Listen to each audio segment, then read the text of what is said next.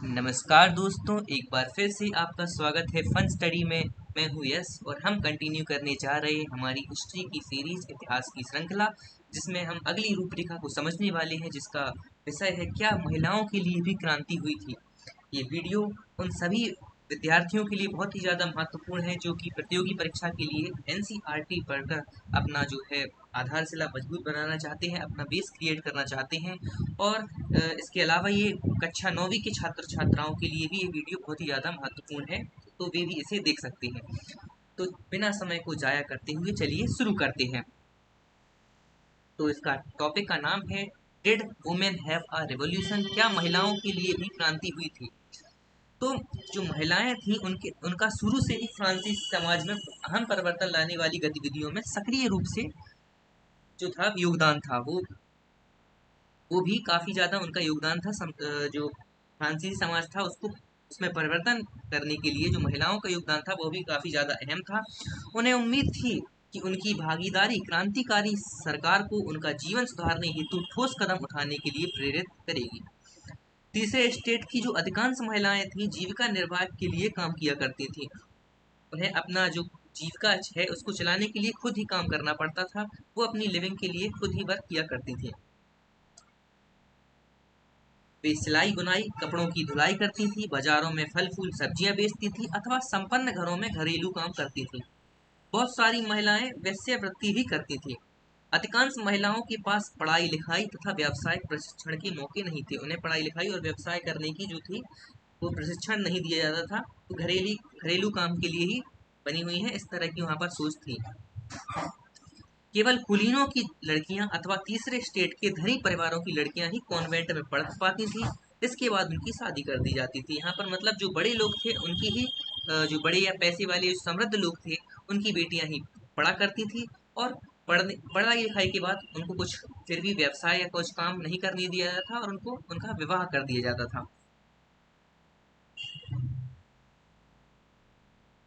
कामकाजी महिलाओं को अपने परिवार का पालन पोषण भी करना पड़ता था, जैसे खाना पकाना, पानी लाना, लाइन लगाकर पाव रोटी लाना और बच्चों की देखरेख आदि करना। ये सभी काम उनको करने पड़ते थे। उनकी मजदूरी जबकि पुरुषों की तुलना में कम होती थी। अब देखिए उनको घर के काम भी करना पड़ते थे और बाहर के काम तो उनको कामकाजी जो थी तो काम करने ही पड़ेंगे। तो ये सब होने के बावजूद उनकी जो मजदूरी थी वो पुरुषों की तुलना में कम थी। ये दिखाता है किस तरह का भेदभाव यहाँ पर महिलाओं को भी झेलना पड़ रहा था। न केवल तीसरे स्टेट की, न केवल तीसरे वर्ग की, बल्कि पहले और दूसरे वर्ग की महिलाओं को भी ये समस्याओं से भुगतना पड़ता था, ये समस्याएं झेलनी पड़ती थी। The beginning of revolution from the women sides. अब मतलब औरतों की साइड से जो क्रांति है उसकी शुरुआत कैसे हुई, कब हुई, चलिए समझते हैं। तो महिलाओं ने अपने हितों की हिमायत करने और उन पर चर्चा करने के लिए खुद के राजनीतिक क्लब शुरू किए और अखबार निकाले। फ्रांस के विभिन्न नगरों में महिलाओं के लगभग 60 क्लब अस्तित्व में आए। उस समय 60 क्लब्स जो हैं वो वुमेन्स ने बना लिए अपने। उनमें the society of revolutionary and Republican Republican women इस नाम का एक क्लब था जो कि सबसे मशहूर था। कौन सा group? The society of revolutionary and Republican women, ये एक ग्रुप का नेम है और ये क्लब का नेम है जो कि सबसे ज्यादा फेमस था उस टाइम। उनकी एक प्रमुख मांग यह थी कि महिलाओं को पुरुषों के समान राजनीतिक अधिकार प्राप्त होने चाहिए। वे चाहती थी कि जो महिलाओं के अधिकार हों वो पुरुषों के समान हो, पुरुषों से कहीं भी कम ना रहे, बराबरी के अधिकार मिलने चाहिए दोनों ही जेंडर्स को। महिलाएं इस बात से निराश हुई थी कि 1791 के संविधान में उन्हें निष्क्रिय नागरिक का दर्जा दिया गया था। यानी कि कहीं भी उनको किसी भी तरीके से एक्टिव सिटीजन का जो था वो दर्जा नहीं मिला था। सिर्फ और सिर्फ पैसिव सिटीजन का दर्जा मिला था, मतलब उनको वोट करने का अधिकार नहीं था। हमने पिछली वीडियो में समझा है कि पैसिव और एक्टिव सिटीजन क्या थे। आप चाहें तो अगर आपने नहीं देखी है तो जाकर देखिए उस वीडियो को और समझ लीजिए।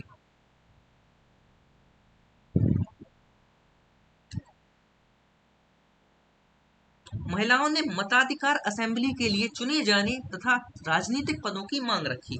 उनका मानना था कि उनको मताधिकार मिलना चाहिए, असेंबली के लिए चुने जाने तथा राजनीतिक पदों की भी मांग उन्होंने की थी, ये भी उनको मिलना चाहिए था। उनका मानना था कि तभी नई सरकार में उनके हितों का प्रतिनिधित्व हो पाएगा। ये जो मानती थी कि अगर जब न्यू गवर्नमेंट बनी है तो उनमें जो है उनके इंटरेस्ट का जो रिप्रेजेंटेशन होगा वो क्या चाहती हैं, ये प्रतिनिधि तभी हो पाएगा जब उन्हें ये सारे अधिकार दिए जाएंगे। प्रारंभिक वर्षों में क्रांतिकारी सरकार ने महिलाओं के जीवन में सुधार लाने वाले कुछ कानून लागू किए। अब जो शुरुआत के जो साल थे, जो शुरुआती वर्ष थे, उसमें क्रांतिकारी जो सरकारें थी उन्होंने महिलाओं के जीवन में सुधार लाने हेतु कुछ कानून लागू किए थे, कुछ लॉज बनाए थे। सरकारी विद्यालयों की स्थापना के साथ ही सभी लड़कियों के लिए स्कूली शिक्षा को अनिवार्य बना दिया गया था। यानी कि जब प्रारंभिक वर्ष थे क्रांतिकारी सरकार के, उस समय जो सरकारी विद्यालयों की स्थापना के साथ सारी लड़कियों के लिए स्कूली शिक्षा को भी उन्होंने कंपलसरी कर दिया था, अनिवार्य बना दिया था। अब पिता उन्हें उनकी मर्जी के खिलाफ शादी के लिए बाध्य नहीं कर सकता था। जो फादर्स थे वो उन्हें फोर्स नहीं कर सकते थे कि आपको मैरिज करनी होगी, और वो उनकी इच्छा के विरुद्ध अगर वे चाहें तभी वे शादी के लिए बाध्य की जा सकती थी, नहीं तो उन्हें जबरदस्ती शादी नहीं करवाई जा सकती थी उनकी। शादी को स्वैच्छिक अनुबंध माना गया और नागरिक कानूनों के तहत उनका पंजीकरण किया जाने लगा। तो उन्हें एक सिविल लॉ के अंडर रजिस्टर किया जाने लगा और एक कॉन्ट्रैक्ट टाइप का बना दिया गया उस टाइम मैरिज के लिए। तलाक को कानूनी रूप दे दिया गया और मर्द औरत दोनों को ही इसकी अर्जी देने का अधिकार दिया गया। अब यहाँ पर इक्वल राइट्स की एक तरह से हमें शुरुआत देखने को मिल सकती है कि यहाँ पर डाइवोर्स को भी लीगल बना दिया गया था और दोनों को ही, वुमेन्स और मैन दोनों को ही ये लॉ, ये जो अधिकार था, ये जो राइट था वो दिया गया था। अब महिलाएं व्यावसायिक प्रशिक्षण ले सकती थी, कलाकार बन सकती थी और छोटे मोटे व्यवसाय भी चला सकती थी। ये उनको इस तरह के अधिकार मिल गए थे, इस तरह की स्वतंत्रता उनको प्राप्त हो चुकी थी कि अब वो छोटे मोटे व्यवसाय भी कर सकती थी, कलाकारी भी कर सकती थी और चाहे तो नौकरी भी कर सकती थी दफ्तर में। फिर भी राजनीतिक अधिकारों के लिए महिलाओं का संघर्ष जारी था। जो वुमेन्स का स्ट्रगल पॉलिटिकल राइट्स के लिए था वो अभी भी कंटिन्यू था। वो उनको अभी भी पॉलिटिकल राइट्स जो है, राजनीतिक अधिकार जो है वो नहीं मिल पा रहे थे या नहीं मिले थे।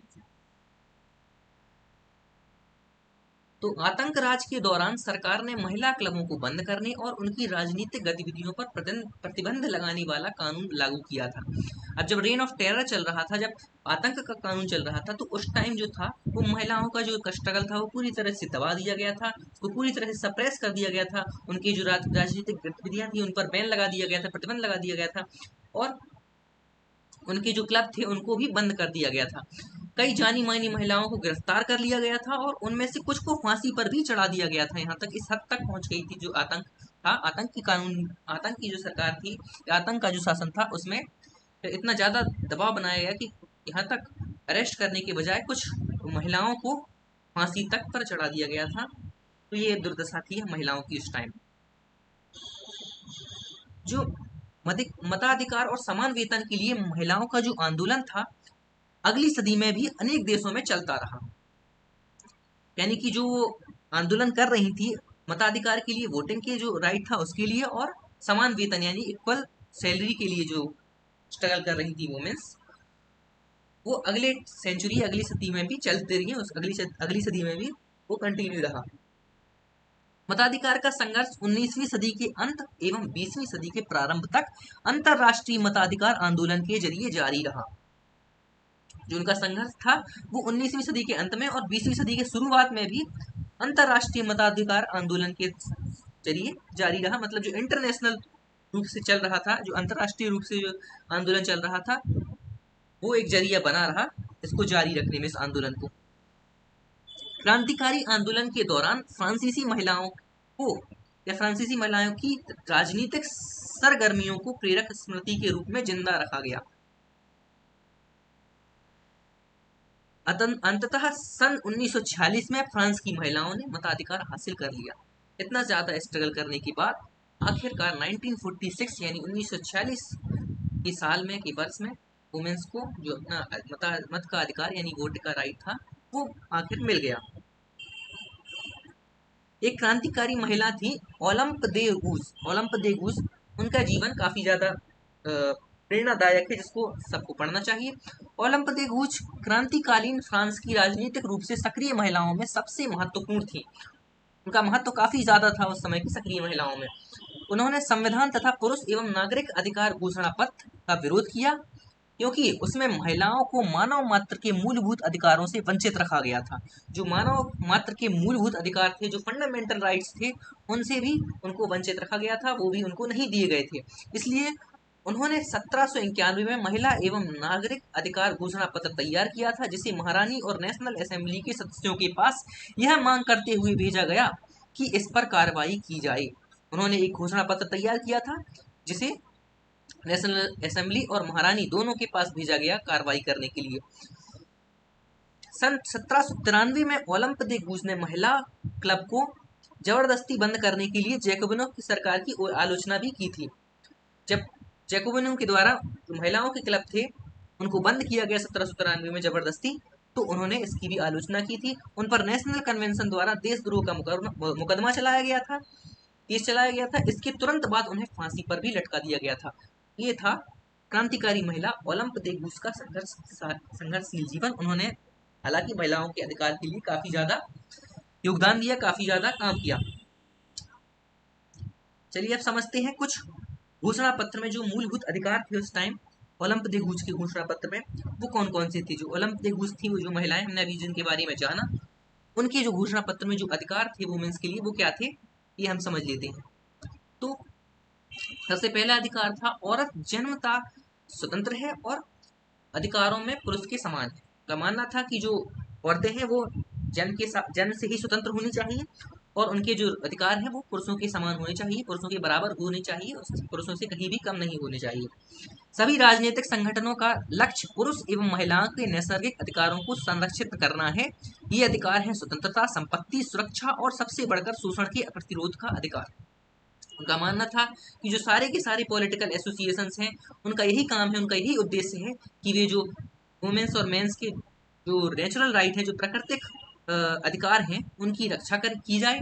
और ये राइट, जो ये अधिकार जो हैं, उनमें शामिल है स्वतंत्रता, लिबर्टी, और संपत्ति यानी प्रॉपर्टी, सिक्योरिटी यानी सुरक्षा, और इन सब से बढ़कर जो सबसे बड़ा अधिकार है वो है जो उनके साथ जो शोषण किया जा रहा है उसका प्रतिरोध किया जाए, उसको रोका जाए, उसको खत्म किया जाए।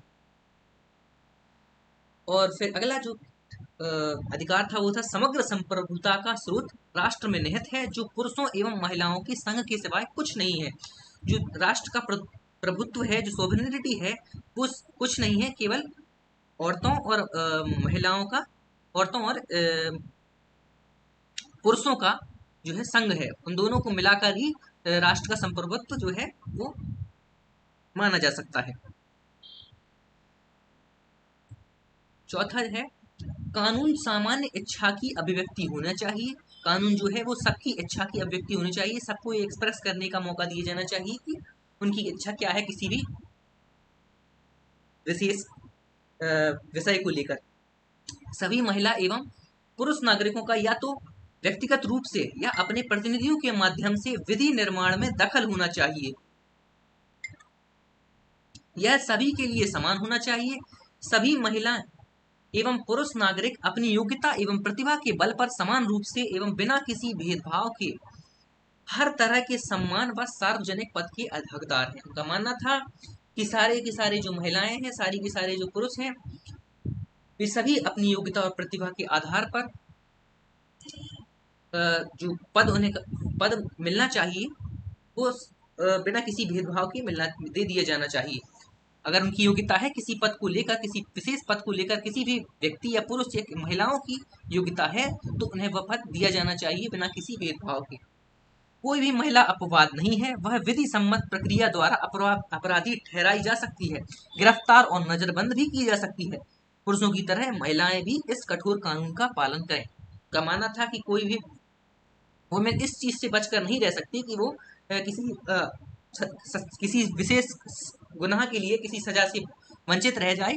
मतलब जो भी कानून या जो भी सजा किसी पुरुष के लिए हो, वही महिलाओं के लिए होनी चाहिए, और महिलाओं को ये चीज मंजूर होनी चाहिए कि अगर उन्होंने कोई अपराध किया है तो उन्हें भी वही सजा दी जाएगी जो पुरुषों को दी जाती है। तो यहाँ पर हमारी पहली जो आज की जो रूपरेखा हमने शुरू की थी, जिसको पढ़ना शुरू किया था, तो यहाँ पर समाप्त होती है। मुझे आशा है आपको समझ में आ गया होगा। हालांकि ये काफी छोटा था, तो हम एक और रूपरेखा को समझ लेते हैं, जिसका विषय है द एबोलिशन ऑफ स्लेवरी, यानी दास प्रथा का उन्मूलन। कैसे जो दास प्रथा थी उसको समाप्त किया गया। तो फ्रांसीसी उपनिवेशों में दास प्रथा का उन्मूलन जैकोबिन शासन के क्रांतिकारी सामाजिक सुधारों में से एक था।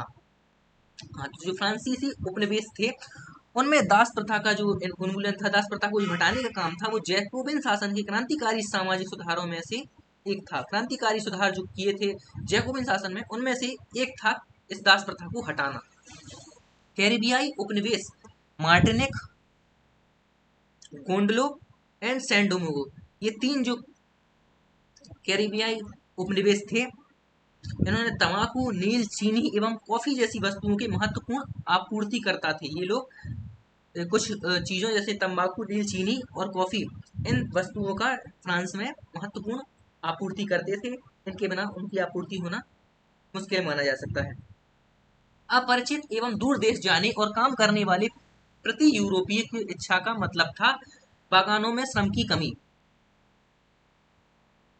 मतलब जो भी यूरोपीय अपने अपरिचित और दूर अपने देश से किसी अपरिचित या दूर देश में जा रहे थे काम करने के लिए, उसका कारण यह था कि उनके बागानों में, खुद के बागानों में श्रम की कमी थी। इस कमी को यूरोप, अफ्रीका एवं अमेरिका के बीच त्रिकोणीय दास व्यापार द्वारा पूरा किया गया। एक जो त्रिकोणीय दास व्यापार था अमेरिका, अफ्रीका और यूरोप के बीच में, उससे इस कमी को पूरा किया गया जो कि यूरोपियों को खल रही थी और इससे वो अपने दोस्त को छोड़कर दूसरे देशों में काम करने के लिए जा रहे थे। दास व्यवहार, जो दास व्यापार था, वो 17वीं सदी में शुरू हुआ था। 17वीं सेंचुरी में जो दास व्यापार था, स्लेवरी का जो बिजनेस था, वो स्टार्ट हुआ था। फ्रांसीसी सौदागर बोर्दे या नानते बंदरगाह से अफ्रीका तट पर जहाज ले जाते थे, जहां वे स्थानीय सरदारों से दास खरीदते थे। दासों को दाग कर एवं हथकड़ियां डालकर अटलांटिक महासागर के पार कैरिबियाई देशों तक 3 माह की लंबी समुद्री यात्रा के लिए जहाजों में ठूस दिया जाता था। यानी कि 3 माह की लंबी यात्राओं के लिए उन्हें जहाजों में भरकर दूसरे देशों में ले जाया जाता था। अटलांटिक महासागर के पार कैरिबियाई देशों तक ले जाया जाता था। वहां उन्हें बागान मालिकों को बेच दिया जाता था।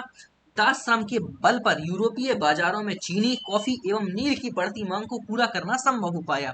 जो स्लेव जो काम करते थे दूसरे देशों में जाकर, उसी वजह से जो यूरोप की बाजार में चीनी, कॉफी और नील, इन सब की जो बढ़ती मांगे थी, उनको पूरा करना संभव हो पाया, तभी पॉसिबल हो पाया जब स्लेवों ने दूसरे देश में काम आकर, जब दासों ने दूसरे देशों में जाकर श्रम किया, तब ये जो बेसिक चीजें थी उनकी पूर्ति हो पाई। बोर्दे और नानते जैसे बंदरगाह फलते फूलते दास व्यापार के कारण ही समृद्ध नगर बन गए।